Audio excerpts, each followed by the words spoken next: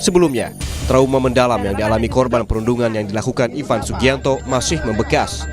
Meski pelaku Ivan telah membuat video permintaan maaf, keluarga tetap ingin kasusnya diselesaikan lewat jalur hukum. Keluarga juga membantah adanya kesepakatan damai dengan Ivan Sugianto. Melalui kuasa hukum, orang tua korban mengaku dipaksa oleh suruhan Ivan Sugianto untuk mengakhiri kasus perundungan siswa di Surabaya. Video kesepakatan damai yang beredar di media sosial diakui terjadi atas tekanan dan intimidasi pada 21 Oktober setelah peristiwa perundungan. Kalau kalian tidak datang ke tempat yang sudah ditentukan oleh pelaku, nanti pelaku yang akan datang bersama kelompoknya ke rumah. Dan hal itu membuat ibu korban ini kembali terguncang. Ya, ini jelas intimidasi.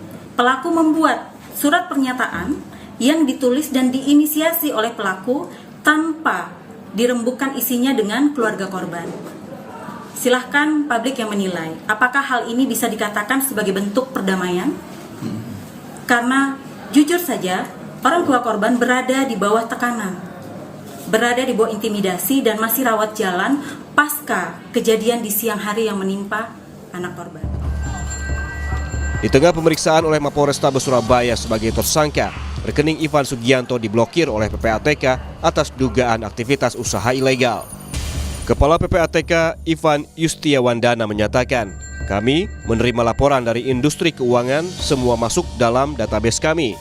Ini terkait dengan beberapa aktivitas ilegal dan pihak-pihak yang sudah diproses penegakan hukum sebelumnya." Polisi telah menetapkan Ivan Sugianto sebagai tersangka dan memeriksa 11 orang saksi atas kasus ini. Menurut rencana, Polrestabes Surabaya bakal segera melimpahkan berkas perkara Ivan Sugianto ke Kejaksaan Negeri.